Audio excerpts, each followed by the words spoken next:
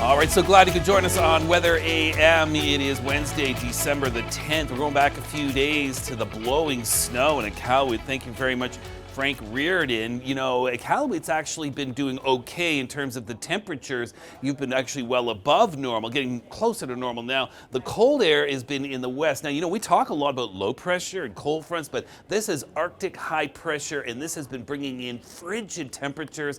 We've had temperatures in the minus 40s in parts of the Yukon and Northwest Territories. And look at Whitehorse, minus 35 with a wind chill of minus 42. It's not a howling wind, but you don't need much of a wind there. So you want to be bundling up against frostbite. Now, it'll be very cold for a couple of more days, and then you're going to start to see a little bit of an improvement from minus 31 to minus 19. Well, that's because that cold air is going to be shunting southwards, and you are feeling it in northeastern areas of Alberta as early as today, and certainly into Edmonton, by tomorrow into Calgary. Southern areas of Alberta today, strong Chinook winds. Is going to be mild, but by tomorrow you're back into the minus teens, and even overnight lows around minus 30 in the capital region. So bundling up will be absolutely key. And along with that change in the temperature comes the snow. So the snow today is mainly, from Grand Prairie to Fort McMurray, Prince Albert, even down to Regina. Could see some snow showers with it. Another storm system, another clipper forms east of the Rockies. Watch for overnight tonight. That could be some patchy freezing rain near the Saskatchewan-Alberta border,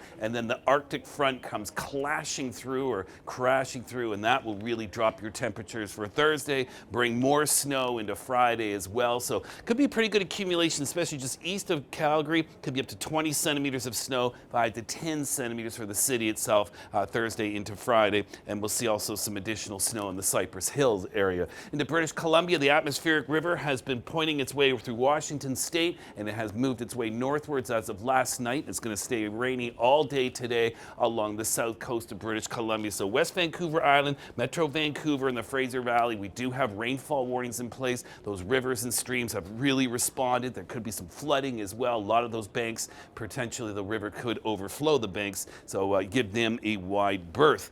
Just scattered showers for tomorrow, light rain on Friday, and more mountain snows to deal with. And there could be locally 50 to as much as 100 millimeters of rain when you count in last night through tonight, especially into that Fraser Valley. All right, active weather. We've got no shortage of it in Ontario, Quebec, and ultimately the East Coast. Pearson this morning, you certainly want to make sure you call ahead because we've had the snow falling right along the shores of Lake Erie and Lake Ontario, mixing with rain, so not as much accumulations, but 10 to 15, even 20 centimeters of snow once you get up towards Kitchener, London, with some lake effect snow tomorrow, Barrie and Peterborough over towards Ottawa and Montreal. Your drive home in Ottawa and Montreal could be a very slow one.